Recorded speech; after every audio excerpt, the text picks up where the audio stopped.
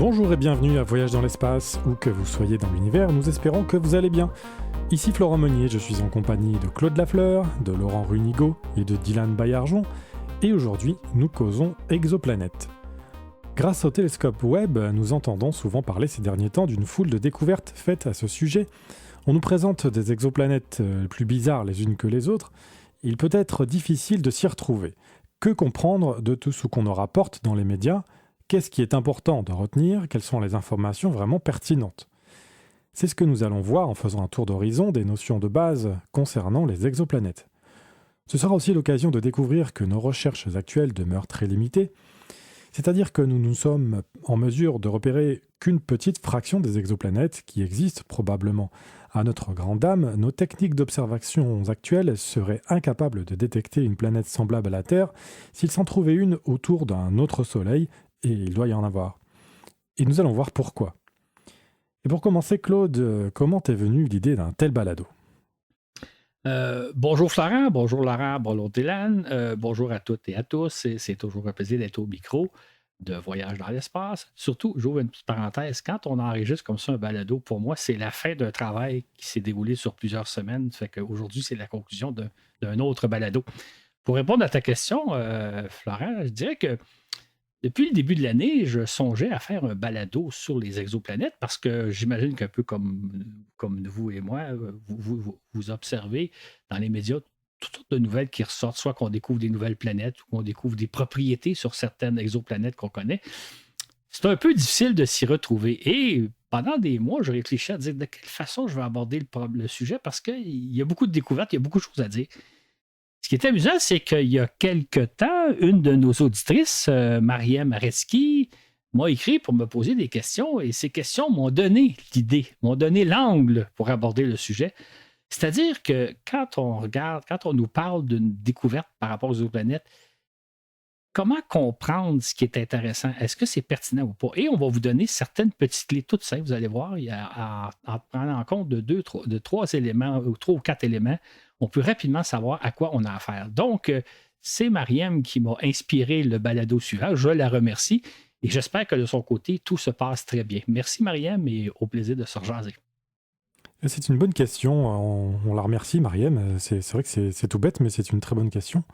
Et pour commencer, Laurent et Dylan, quelles sont les premières notions de base donc qu'on devrait avoir tous en tête ? Bonjour. Alors donc, pour commencer, rappelons quelques simples notions de base. Premièrement, une exoplanète est une planète qui gravite autour d'une étoile autre que notre Soleil. Par définition, un astre de taille appréciable qui gravite autour du Soleil et qui fait donc partie du système solaire est dit une planète, tandis qu'une exoplanète fait partie d'un autre système solaire. Bonjour à toutes et à tous, j'espère que vous allez tous très bien. Et à bien y penser, ce qu'on espère réellement trouver, pour ne pas dire ce qu'on rêve, c'est une ou plusieurs exoplanètes très semblables à la Terre. C'est en effet sur ce type d'astre qu'on aura de meilleures chances de trouver une civilisation extraterrestre avec qui échanger. Cela signifie donc une planète rocheuse qui mesurera aux environs de 13 000 km de diamètre. On verra sous peu pourquoi cette taille est si déterminante. On recherche une exoplanète qui orbite autour d'une étoile du même type que notre Soleil. Dans le jargon des astronomes, le Soleil est une étoile de type G2, dont le diamètre fait 1,4 million de kilomètres, avec une masse qui équivaut à 333 000 fois celle de la Terre. Or, il faut savoir que dans notre galaxie, 90% des étoiles sont différentes du Soleil. La très grande majorité étant beaucoup plus petite et moins massive que le Soleil, alors qu'un petit pourcentage d'étoiles sont beaucoup plus grosses et beaucoup plus massives. On cherche aussi une Terre qui gravite autour d'un Soleil en environ 365 jours. Pourquoi une telle durée de révolution est si importante ? Tout simplement parce que si l'exoplanète fait le tour de son Soleil en moins de temps, c'est qu'elle se trouve plus proche de lui que la Terre l'est du Soleil.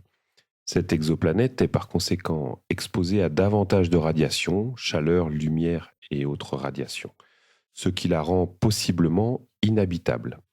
C'est le cas par exemple de Vénus, une planète de la taille de la Terre, mais qui fait le tour du Soleil en 225 jours. On sait que cette planète est un enfer. Et que dire de Mercure, une planète 3 fois plus petite que la Terre et qui fait le tour du Soleil en seulement 88 jours. Il ne faut pas non plus que la planète prenne trop de temps à effectuer le tour de son Soleil, comme par exemple Mars, une planète 2 fois plus petite que la Terre et qui prend 690 jours à accomplir une révolution. En conséquence, il fait sur Mars trop froid pour qu'il soit confortable d'y vivre. Troisièmement, on observe que notre galaxie est constituée de 200 à 400 milliards d'étoiles. Si seulement 10% d'entre elles sont du même type que le Soleil, cela nous laisse tout de même un bon 20 à 40 milliards de soleils à étudier. C'est pourquoi on cherche des exoplanètes habitables non pas à travers tout l'univers, mais simplement dans notre galaxie, la Voie lactée.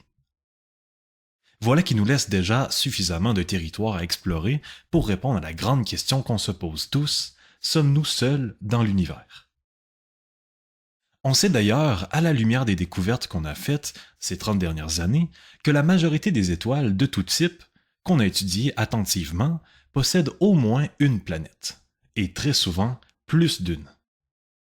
Voilà ce qui est déjà très encourageant. Soulignons au passage à quel point nos recherches actuelles sont extrêmement limitées, c'est-à-dire que les techniques qu'utilisent les astronomes pour repérer des exoplanètes passent probablement à côté de la majorité des exoplanètes qui existent. Autrement dit, il existe, si ça se trouve, bien davantage d'exoplanètes que toutes celles que l'on repère grâce à nos techniques, que l'on pourrait qualifier d'assez primitives, voire de pas très efficaces. Ainsi, si on se place du point de vue d'une civilisation extraterrestre qui observerait le Soleil à l'aide des techniques que nous employons, il est probable qu'elle ne parviendrait pas à repérer les planètes qui gravitent autour du Soleil et encore moins la présence d'une Terre habitée. Paradoxalement, c'est très encourageant ce constat-là, parce que ça veut dire qu'on est juste au tout début de nos recherches, au tout début de ce qu'on va découvrir par rapport aux exoplanètes et à la recherche de la vie dans l'univers.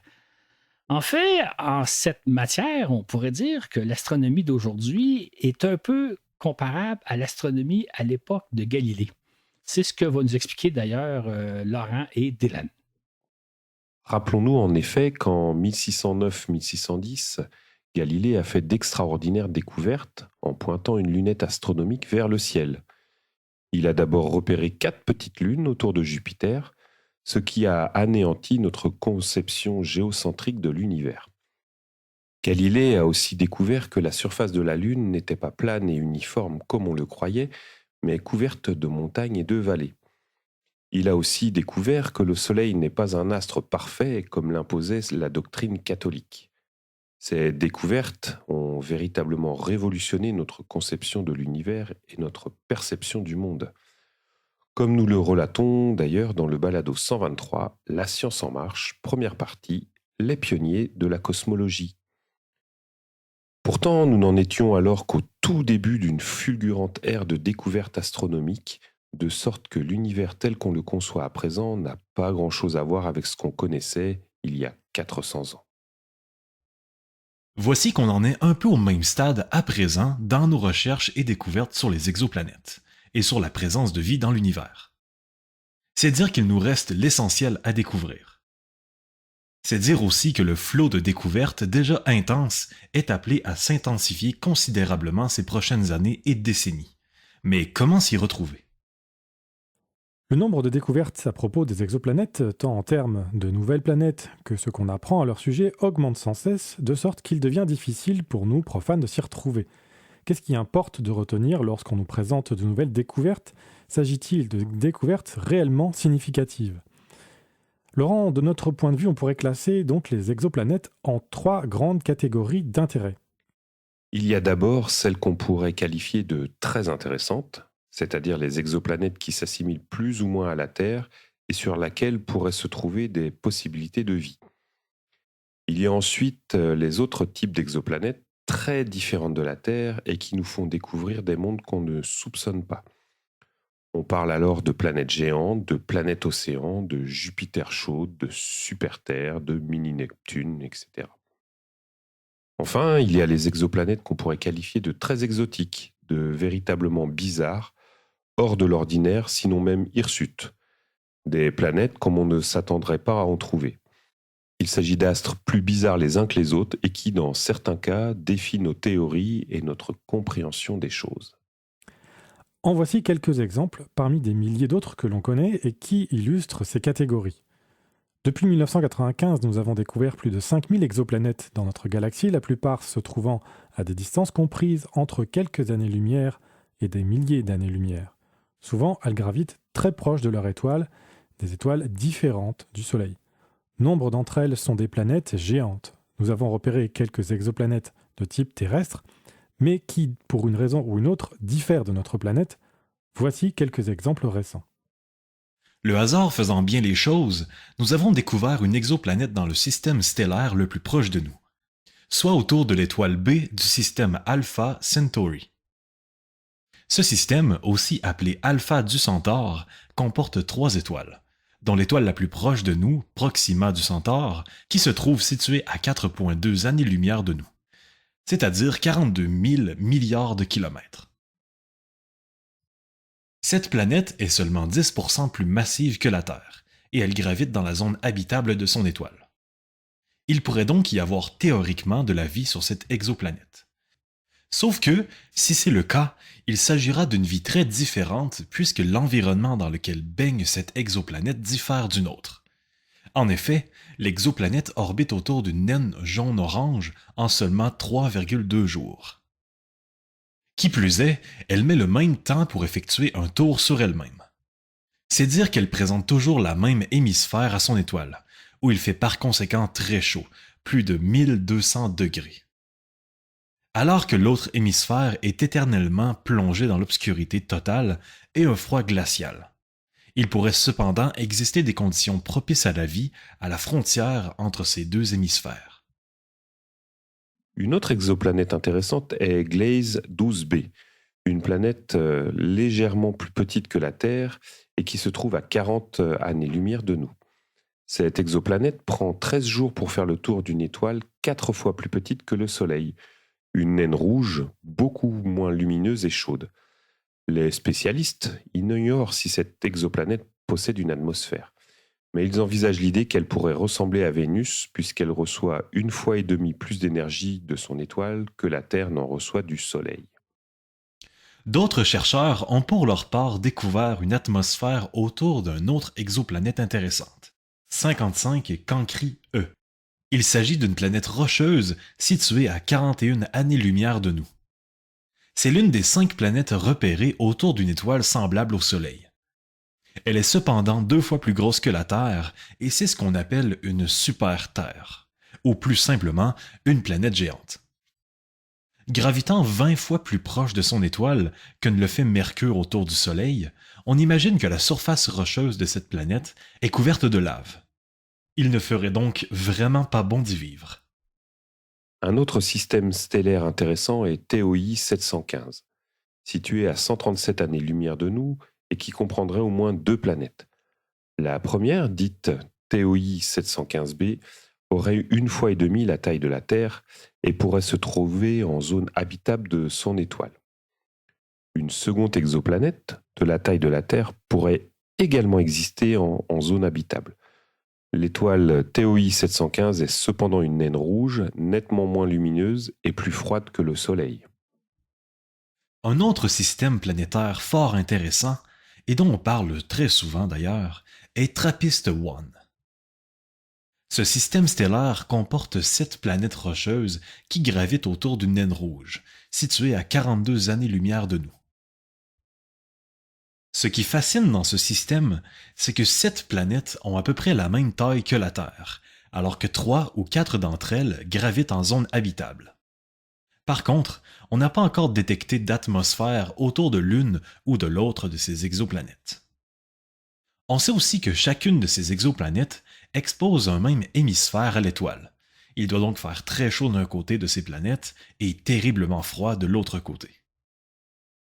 En outre, l'étoile TRAPPIST-1 est également une naine rouge, à peine plus grosse que Jupiter, mais beaucoup plus massive. La masse de cette étoile ne représente pourtant que 9% de celle du Soleil. Elle est par contre beaucoup plus âgée que le Soleil, environ 7,6 milliards d'années, comparativement aux 4,5 milliards d'années d'existence de notre Soleil à nous. Si donc une vie s'était développée sur l'une ou l'autre de ces exoplanètes, elle pourrait exister depuis 2 fois plus longtemps que la vie terrestre.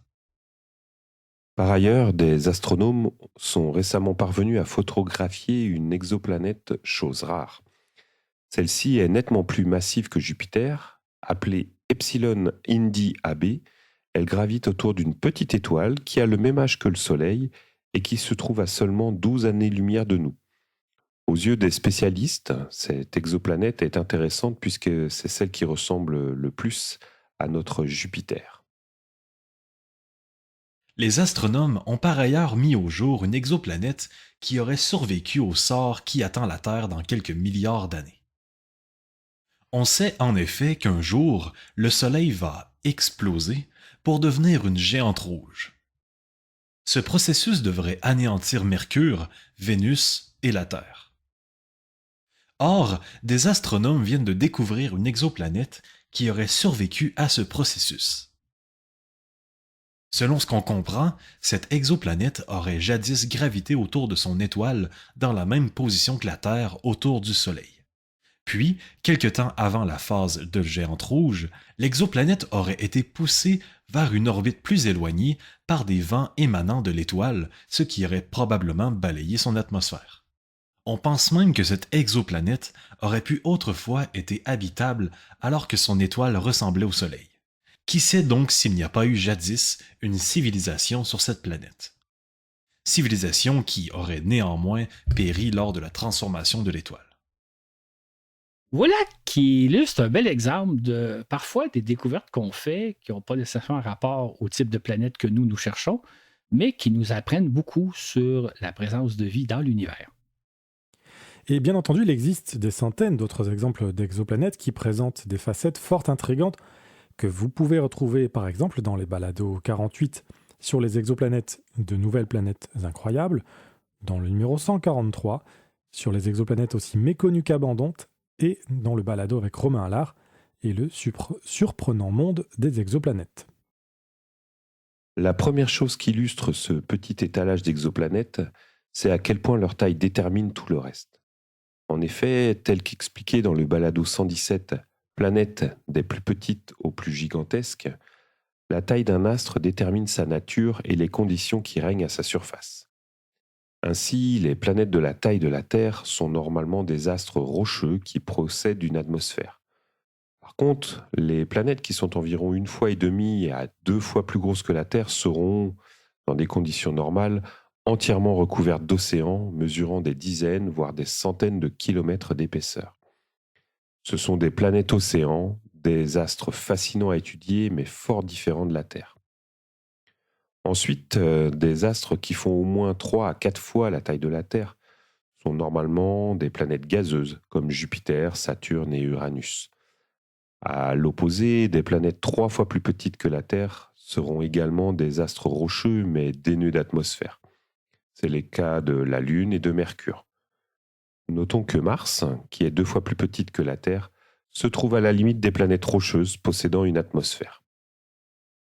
Bref, en termes de taille, on espère trouver des planètes qui ont plus ou moins la taille de la Terre, disons à plus ou moins 10% près. Donc des astres dont le diamètre serait compris entre 11 500 et 14 000 km environ. Nous proposons ici un écart de plus ou moins 10%, car tout écart plus élevé, ne serait-ce que de 15 ou 20%, génère des mondes assez différents d'une autre. Dans ces cas-là, on n'a pas affaire à des terres, bien qu'il s'agisse d'exoplanètes très intéressantes à étudier. Du moment qu'on est en présence d'une exoplanète de la taille de la Terre, le deuxième critère à retenir est le type d'étoile autour de laquelle celle-ci gravite. Il s'agit d'étoiles très différentes du Soleil, ce qui arrive dans 90% des cas. On aura nécessairement affaire à des environnements très différents de celui qui nous procure le Soleil. C'est particulièrement le cas des petites étoiles, très abondantes, qui émettent beaucoup moins de chaleur et de lumière que le Soleil. Or, une Terre qui gravite à une distance comparable à la nôtre par rapport au Soleil, 150 millions de kilomètres, autour d'une petite étoile, recevra infiniment moins de chaleur et de lumière que nous. Cette exoplanète n'offrirait donc pas de bonnes conditions d'habitabilité. Par contre, elle pourrait graviter beaucoup plus proche de sa petite étoile, jusqu'à des dizaines de fois plus proche. Et alors bénéficier de suffisamment de chaleur et de lumière pour être viable. Cependant, les conditions d'habitabilité seront alors très différentes des nôtres. Ajoutons que, de façon générale, les petites étoiles sont plus instables que le Soleil. Elles dégagent fréquemment de fortes bouffées de radiation qui risquent fort de bouleverser ou même d'anéantir la vie à la surface de planètes qui graviteraient proche d'elles. Il est bien de le noter également, nous ne le réalisons peut-être pas, mais le Soleil, le nôtre, est une étoile très stable et très calme, malgré les tempêtes solaires qu'il dégage de temps à autre. Bref, pour retrouver des conditions de vie assez semblables aux nôtres, on recherche une exoplanète de taille comparable à la Terre et orbitant autour d'un Soleil. D'où, troisième critère, la période de révolution de cette exoplanète. Une Terre qui fait le tour de son étoile en un temps très différent des 365 jours que met notre Terre se trouve nécessairement dans un environnement différent du nôtre. Que ce soit une Mercure qui ferait le tour de son étoile, peu importe le type, en une centaine de jours, ou une Mars qui le ferait en plus de 500 jours, on n'a alors pas affaire à des conditions d'habitabilité dont on rêve. C'est donc dire que pour nous, du grand public, on a à porter attention, quand on nous annonce une nouvelle par rapport aux nouvelles, à 3 paramètres tout simples. La taille de la planète, qui influence tout le reste, le type d'étoile autour de laquelle elle gravite, et sa période de révolution autour de cette étoile-là. Évidemment, ce qu'on cherche, ce sont des astres qui auraient sensiblement les mêmes caractéristiques que la Terre, donc une planète d'à peu près la même taille que la Terre, qui, de préférence, graviterait autour d'un Soleil, et finalement, en quelque chose comme en 365 jours à peu près. Maintenant, ça ne veut pas dire que les autres types de planètes, celles qui sont soit plus grosses, qui gravitent autour de d'autres étoiles ou à des temps très différents du nôtre, ne sont pas intéressantes, bien au contraire. Elles nous apprennent beaucoup sur la vie, mais ce n'est pas tout à fait le type de planète que l'on recherche. Nous avons affirmé en début de balado que les techniques que nos astronomes utilisent sont extrêmement limitées, c'est-à-dire qu'elles ne permettent probablement pas de repérer la majorité des exoplanètes qui existent dans nos parages. En fait, à l'heure actuelle, nous utilisons couramment 2 techniques pour repérer des exoplanètes, aussi astucieuses et surprenantes que remarquables. Comme nous l'avons déjà expliqué, il est extrêmement difficile de repérer visuellement des exoplanètes, et ce pour 2 raisons. D'une part, les étoiles se trouvent extrêmement loin de nous à des années-lumière, c'est-à-dire à des dizaines de milliers de milliards de kilomètres. Mais surtout, leur éclat est tel que les étoiles éclaboussent la faible luminosité reflétée par les exoplanètes qui gravitent autour d'elles. Les astronomes comparent souvent la difficulté de repérer une exoplanète à celle qu'on aurait si, par une belle nuit, on observait au loin, à une dizaine de kilomètres ou plus, les phares d'une automobile pour tenter de voir si des moustiques passent devant l'auto. Munissez-vous d'une très bonne paire de jumelles et bonne chance. Les astronomes y parviennent pourtant, non pas en tentant de voir les moustiques, mais plutôt en cherchant à détecter l'ombre que ceux-ci font en passant devant les phares d'une automobile. En l'occurrence, l'ombre d'une exoplanète fait en passant devant l'étoile autour de laquelle elle gravite. C'est-à-dire que, lorsqu'une exoplanète passe devant son étoile, vue depuis la Terre, l'éclat de celle-ci diminue très légèrement. Or, si les astronomes observent que la luminosité d'une étoile diminue systématiquement de, disons, 0,0001% tous les X jours, ils en déduisent qu'un astre d'une certaine taille passe à ce rythme devant son étoile. Et plus la luminosité de l'étoile s'atténue au moment du passage de l'exoplanète, plus le diamètre de celle-ci est grand, car plus elle fait de l'ombre. C'est ainsi qu'en 2012, nous avons détecté une exoplanète de la taille de la Terre autour de notre proche voisine Alpha Centauri B, et qui effectue une révolution tous les 3,2 jours. Évidemment, on peut comprendre aisément les limites de cette technique d'observation, qui nous a pourtant permis de repérer des milliers d'exoplanètes. En effet, il faut premièrement que, vu depuis la Terre, l'exoplanète passe devant son étoile.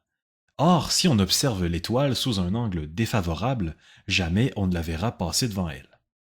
Et malheureusement, on ne peut pas choisir l'angle sous lequel on observe l'étoile. on doit s'en remettre à la chance d'être dans le bon angle. C'est pourquoi on rate probablement quantité d'exoplanètes qui, de notre point de vue de terrien, ne passent pas devant leurs étoiles. En outre, pour repérer le passage d'une exoplanète devant son étoile, il faut faire des observations répétées pour mesurer que la luminosité de l'étoile diminue toujours d'un même niveau, par exemple de 0,0001% à intervalles réguliers. Disons à tous les 3,2 jours dans le cas de l'exoplanète B d'Alpha Centauri. Il est donc relativement facile de repérer une exoplanète qui passe souvent devant son étoile, à tous les 3,2 jours. C'est d'ailleurs pourquoi on repère quantité d'exoplanètes ayant de courtes périodes de révolution. Mais c'est tout autre chose pour une planète qui passerait à tous les 365 jours devant son Soleil. On comprend alors qu'il faut énormément de patience et de persévérance pour repérer une telle planète, surtout lorsqu'on n'a aucune idée au départ de la durée de cette période de révolution. Et s'ajoute à cela le fait que plus une exoplanète est petite, moins elle assombrit l'éclat de son étoile, et plus elle est par conséquent difficile à repérer. Une planète comme Jupiter, 10 fois plus grosse que la Terre, sera bien entendu plus facile à découvrir. C'est pourquoi on identifie davantage de grosses exoplanètes qui gravitent rapidement autour de petites étoiles que de Jupiter ou de Terre autour de Soleil. Imaginons justement des extraterrestres qui observeraient notre Soleil. S'ils ont la malchance d'être du mauvais angle, jamais ils ne repéreront les planètes du système solaire. Or, ces planètes gravitant autour de l'équateur du Soleil, il faut que les observateurs se situent dans le plan de l'équateur. S'ils ont la malchance de l'observer par les pôles, ou seulement sous un angle supérieur à une vingtaine de degrés, ils ne détecteront aucune planète. Mais si par chance ils sont au bon endroit, ils ne repéreront que de grosses planètes gravitant proches du Soleil. Il leur faudra beaucoup plus de persévérance pour parvenir à repérer une toute petite Terre passant devant son étoile tous les 365 jours seulement, ou une Jupiter qui passe une fois tous les 12 ans. C'est donc dire que les chances sont grandes pour que les extraterrestres qui observeraient notre Soleil ne repéreraient aucune planète autour de notre étoile. Pourtant, on sait qu'il y en a 9 planètes importantes, 8 planètes très importantes. Et comme il y a, évidemment, ils sont dans la même situation que nous, il y a des milliards de planètes, d'étoiles à étudier, à scruter, ben, il y a des bonnes chances qu'ils passent à une autre étoile en disant qu'il n'y a rien d'intéressant autour du Soleil, comme c'est probablement notre cas. Cela explique un peu pourquoi, jusqu'à maintenant, on n'a pas repéré de planètes semblables à la Terre autour d'étoiles semblables au Soleil, se déplaçant en une période de temps comparable à la Terre. Ça ne veut pas dire que parmi les étoiles qu'on a observées, il n'y en a pas, mais on n'a pas nécessairement été du bon angle. Heureusement que les astronomes ont une autre méthode aussi astucieuse qu'étonnante pour repérer les exoplanètes. On dit généralement que la Terre tourne autour du Soleil. Or, ce n'est pas tout à fait le cas. En réalité, les deux astres tournent autour d'un point commun. Pour comprendre ce qui se passe, imaginons deux astres de la même masse, assez proches l'une de l'autre. Lequel des deux tourne autour duquel? Réponse: aucun. Les deux astres tourneront autour d'un point commun, d'un centre de gravité situé à mi-chemin entre les deux. Ainsi, si la Lune posséderait la même masse que la Terre, les deux astres tourneraient autour d'un point situé à environ 190 000 km entre les deux. En réalité, toutefois, puisque la masse de la Terre est 81 fois supérieure à celle de la Lune, les deux astres gravitent autour d'un point commun qui correspond, à bel hasard, au niveau de la surface terrestre, qui fait face à la Lune. La Lune est comme une danseuse qui tournerait autour de son partenaire de danse. Or, si des extraterrestres parviendraient à observer de loin la Terre, mais sans pouvoir repérer la petite Lune, ils pourraient néanmoins détecter la présence en observant le fait que la Terre tourne autour d'un point commun, avec un astre invisible. Vu de loin, la Terre leur semblerait virevolter dans l'espace à cause de la présence d'une Lune qui serait invisible. Le même principe s'applique dans le cas de la Terre et du Soleil. Même si la masse du Soleil est 333 000 fois supérieure à celle de la Terre, notre planète fait tout de même virevolter très légèrement le Soleil dans l'espace. C'est ainsi que des extraterrestres qui observeraient de très loin le Soleil pourraient parvenir à déduire, en prenant des mesures extrêmement précises des déplacements du Soleil, que celui-ci virevolte à cause de la présence d'un minuscule astre, invisible pour eux, mais qui altère néanmoins les déplacements de l'étoile.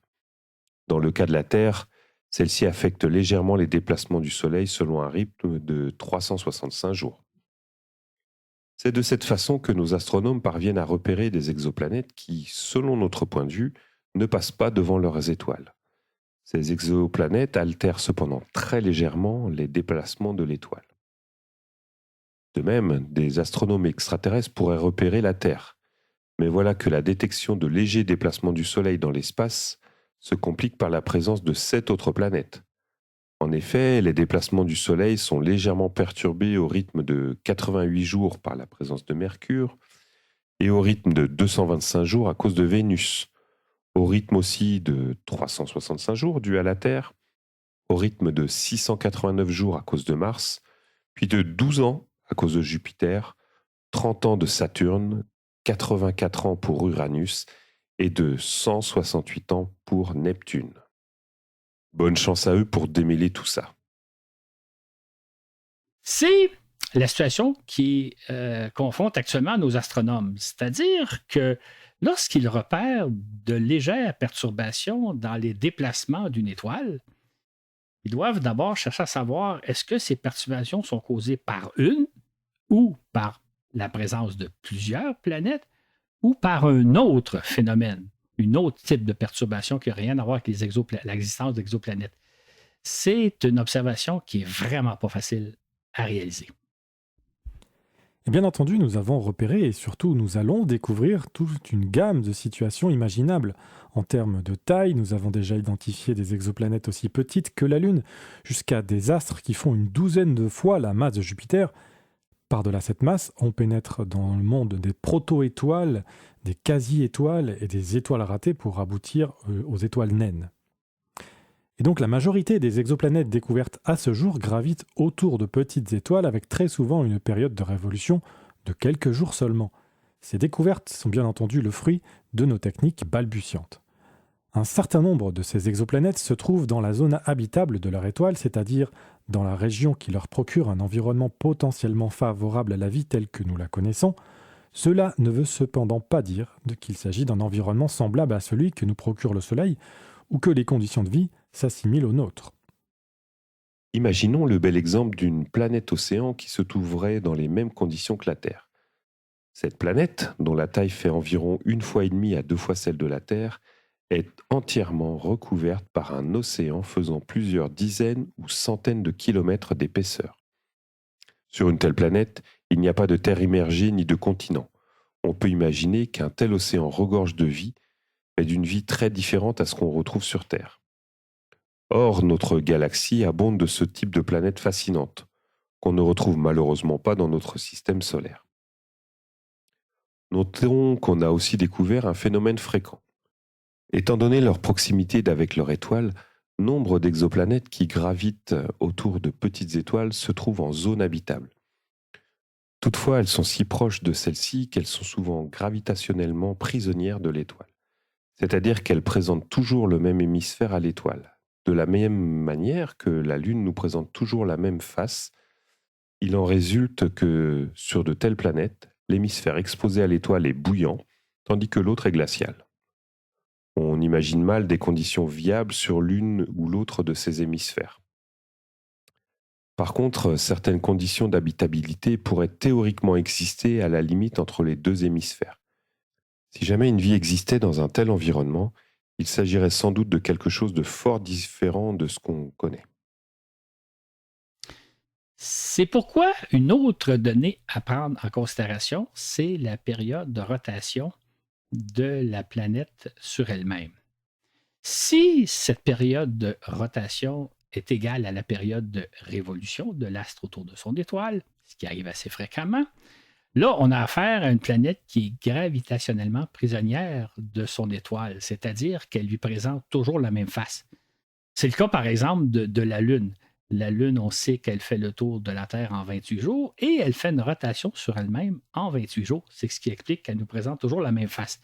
la Lune est gravitationnellement prisonnière de la Terre, comme c'est le cas de beaucoup d'exoplanètes qu'on observe. Imaginons maintenant qu'un jour prochain, on découvre une exoplanète qui présente exactement les mêmes caractéristiques que la Terre.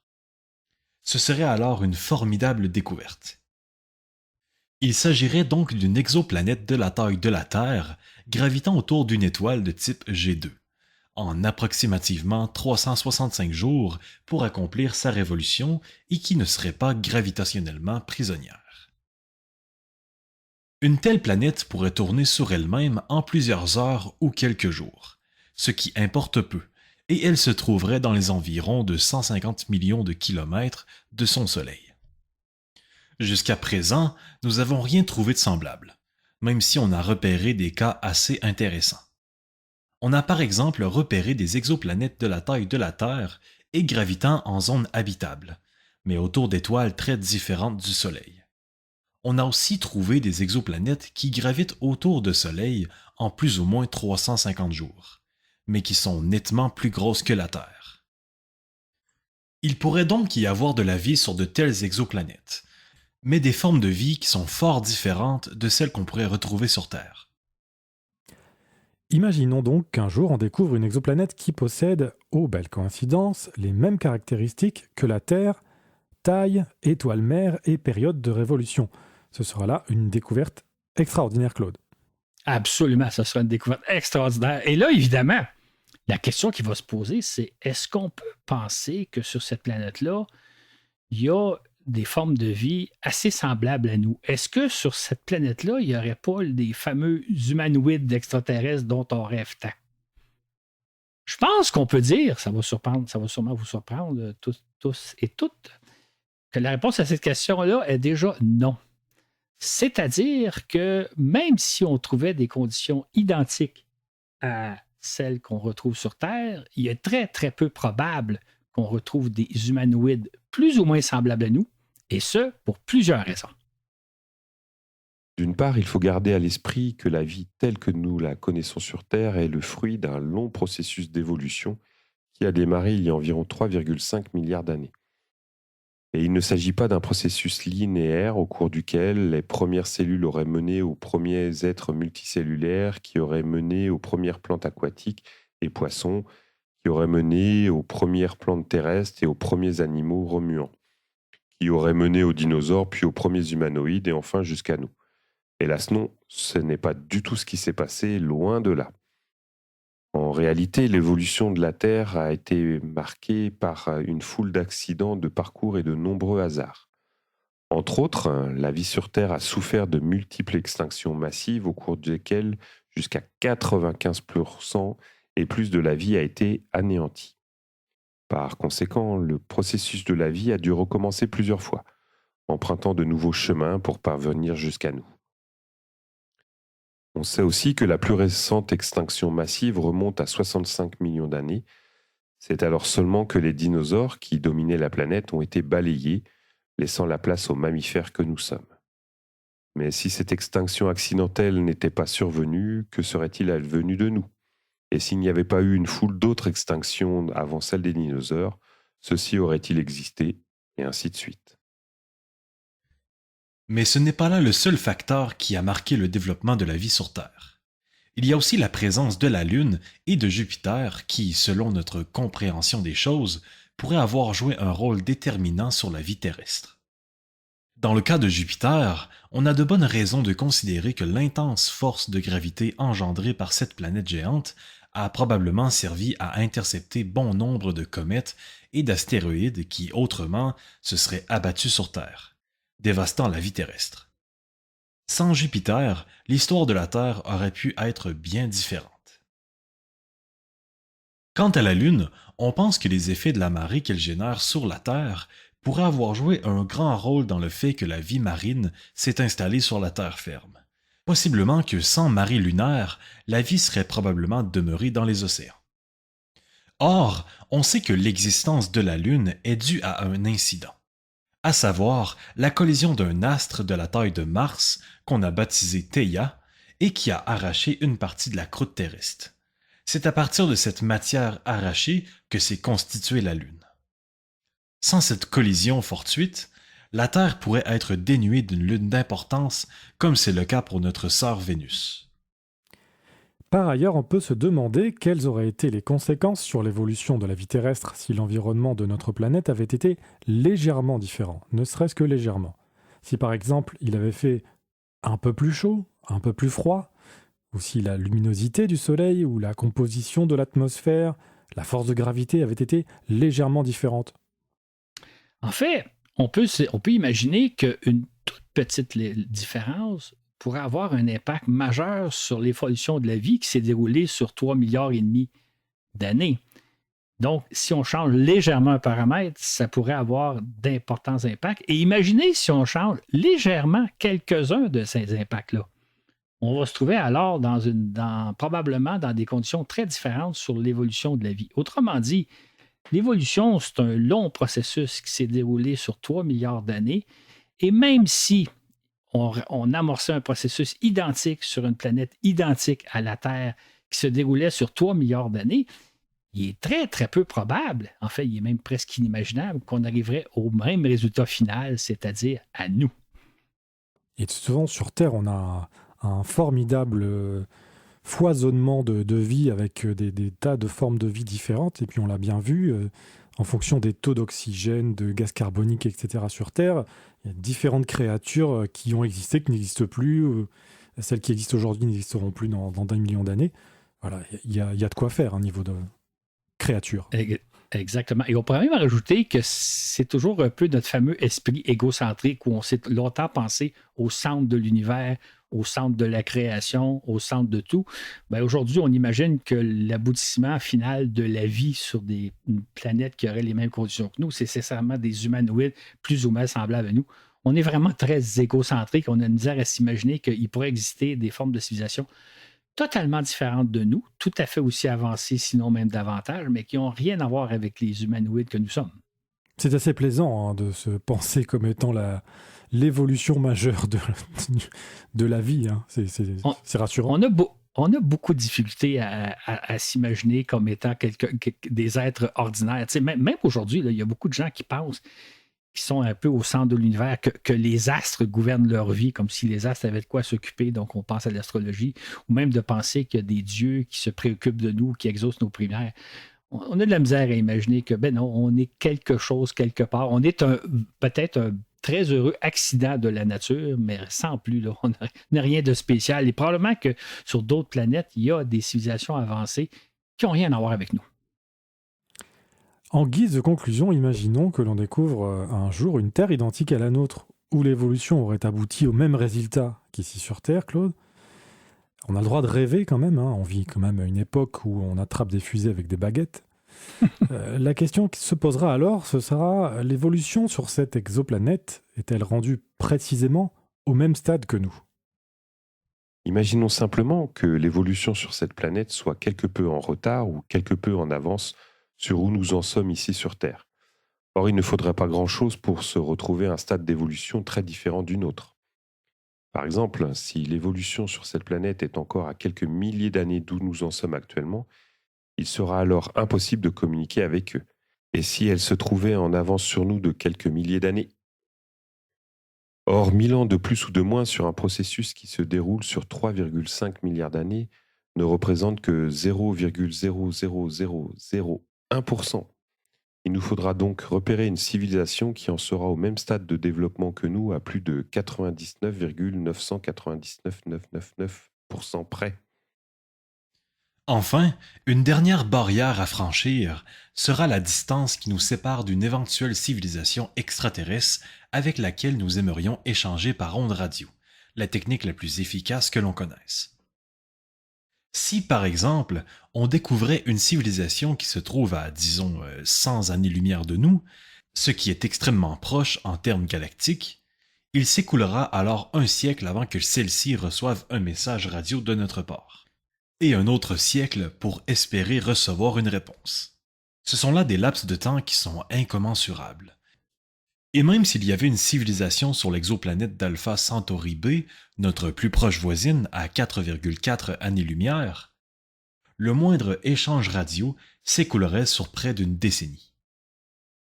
Voilà pourquoi il y a de fortes chances que, même si la galaxie grouille de vie, nous sommes à toute fin pratique les seuls de notre espèce, ou à tout le moins, totalement isolés de toute civilisation avec laquelle nous pourrions échanger. C'est un constat un peu amer, mais nous ne manquons pas d'idées ni d'imagination, Claude.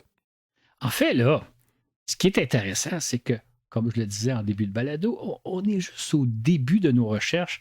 On n'est pas au bout de nos surprises. Hein. On va sûrement découvrir des choses absolument fantastiques au cours des prochaines années et des prochaines décennies.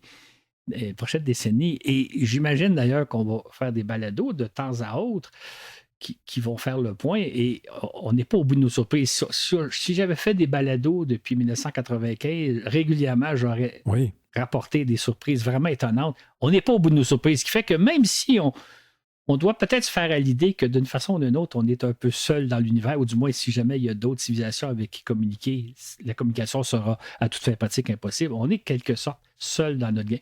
Mais en même temps, on a des découvertes extraordinaires à faire. En résumé, là, tout ça pour dire que lorsque vous entendez parler de nouvelles par rapport aux exoplanètes, une nouvelle découverte, soit une nouvelle découverte d'une planète, ou bien la découverte d'une planète, ou bien une nouvelle découverte par rapport à une planète,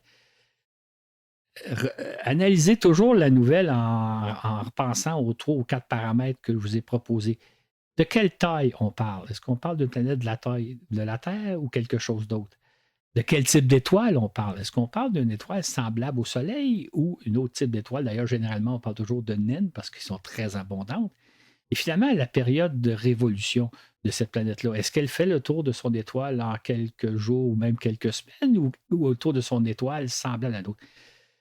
Juste ces 3 paramètres-là, ça nous permet de savoir est-ce qu'on parle de quelque chose qui pourrait ressembler à la Terre ou on parle d'autre chose. Ça ne veut pas dire que ce n'est pas intéressant, mais ça situe déjà les choses. Et de cette façon-là, on peut facilement analyser de quoi on parle. Il y a les découvertes, j'oserais dire, d'un point de vue scientifique intéressant quand on parle de la plus grosse planète, la plus chaude planète, etc. Et il y a les découvertes de planètes qui pourraient ressembler à nous, sur lesquelles il pourrait possiblement y avoir de la vie plus ou moins semblable à nous. En terminant, je vous rappelle que je suis toujours très intéressé de vous lire, de répondre et d'apprendre à vous connaître.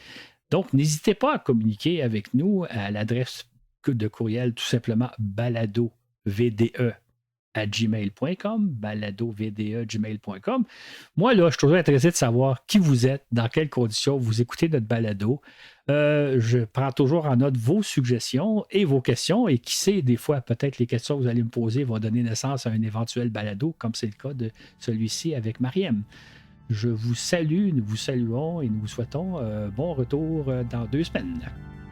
À bientôt tout le monde. Merci Claude. Merci Dylan. Merci Laurent. Merci vous 3.